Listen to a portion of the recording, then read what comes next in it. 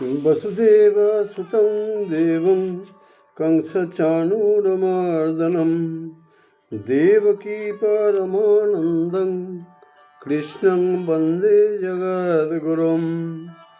अथ अर्जुनविषादयोगः।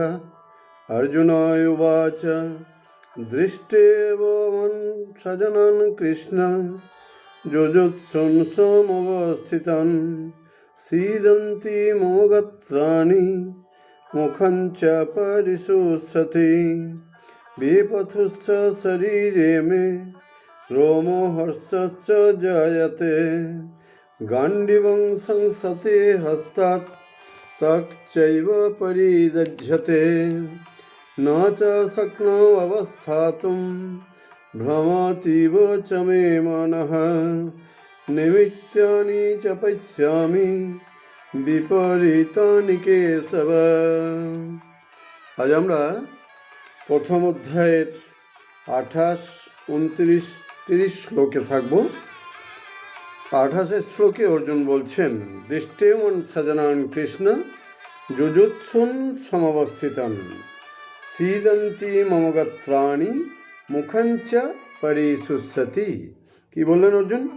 হে কৃষ্ণ, সমবস্থিত মানে সমবেত যুদ্ধকামী এই যে স্বজনেরা, এদেরকে সামনে দেখে বলছেন, হে কৃষ্ণ, আমার শরীর অবসন্ন হচ্ছে, আমার মুখ শুকিয়ে যাচ্ছে, আমার সমস্ত শরীরে কম্পন এবং রোমাঞ্চ হচ্ছে, আমার হাত থেকে গাণ্ডীব ধনু খসে পড়ছে, সর্বাঙ্গে যেন আমার যে চামড়া সেই ত্বক যেন জ্বলে যাচ্ছে।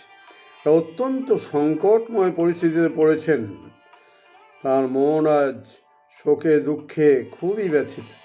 যদিও তিনি ধর্ম এবং সত্যকে রক্ষার জন্য অধর্ম এবং অসত্যের বিরুদ্ধে যুদ্ধ করতে এসেছেন। তারপর 29 শ্লোকে বলছেন, বিপথুশ্চ শরীরে মে রোমহর্ষশ্চ জায়তে গাণ্ডীবং সংসতে হস্তাৎ তচ্চৈব পরিদধ্যতে। বলছেন যে এই যে গৃহযুদ্ধ, এর মধ্যে যে তমগুণ আমার মধ্যে এখন এসেছে, সেই তমগুণের প্রভাবে আমার যে খাদ্যধর্ম পালন করা উচিত সেই খাদ্যধর্ম আমি পালন করতে পারছি না। আমার মন দুর্বল এবং চঞ্চল হয়ে উঠেছে, আমার মনে বিষাদ জন্মেছে এবং সেই বিষাদ এতটাই গভীর যে আমার দেহের বাইরেও তার কিছু কিছু লক্ষণ প্রকাশ পাচ্ছে। যারা কপট, সেই কপট ব্যক্তি ছাড়া সরল এবং শুদ্ধ চিত্তের যে মানুষ, তাদের মধ্যে কি হয়, যাদের মন মুখ এক, তাদের মনের ভাবটা অনেক সময় বাইরে প্রকাশ পেয়ে যায়। ঠিক দেখা যাচ্ছে যুদ্ধের পূর্ব মুহূর্তে উভয় সেনার মধ্যে যখন রথ তার নিয়ে যাওয়া হলো, সারথি কৃষ্ণ যখন নিয়ে গেলেন, তখন কৌরব পক্ষের সৈন্যদেরকে দেখে এবং নিজের পক্ষের সৈন্যদের কথা চিন্তা করে তাঁর যে হৃদয়ের গভীর শোক দুঃখ সেটা বাইরে প্রকাশ পাচ্ছে। 30 শ্লোকে বলছেন, নাচা শক্নৌ অবস্থাতুম ভ্রমতীবে চ মে মনঃ নিমিত্তানি চ পশ্যামি বিপরীতানি কেশব। হে কেশব, আমি আর স্থির থাকতে পারছি না, আমার মনও যেন ঘুরছে, আমি নানা কুলক্ষণ দেখতে পাচ্ছি এবং সমস্ত কিছুই যেন চারিদিকে আমার নজরে পড়ছে। আমার শরীর মন দুই ভেঙে পড়েছে। একটা ভয়ঙ্কর পরিস্থিতির সামনে আমি। চারিদিকে কুলক্ষণ দেখা যাচ্ছে।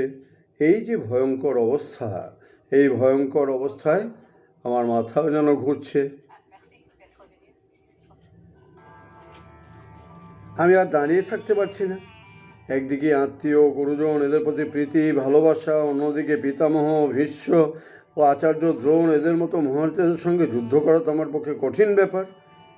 আমার মনে একটা গভীর মোহ আবিষ্ট হয়েছে, সেই জন্যই আমার এই অবস্থা। এই যে অর্জুনের মোহযুক্ত বিবেক তখন তাকে একটা সত্যগুণের অর্থাৎ অহিংসার পথে চালনা করতে চাইছে। মোহযুক্ত বুদ্ধি তাঁর ক্ষত্রিয় স্বধর্ম যুদ্ধের পথ থেকে সরে অহিংসার পথে চালনা করছে। অর্জুন তাঁর নিজের মোহযুক্ত বিবেকের দেখানো সেই পথটাকেই তখন মনে করছেন যে এটিই বোধহয় শ্রেষ্ঠ পথ। এটা এক ধরনের দুর্বল ব্যক্তির অহিংসা ধর্ম পালন। হরি ওম তৎসৎ।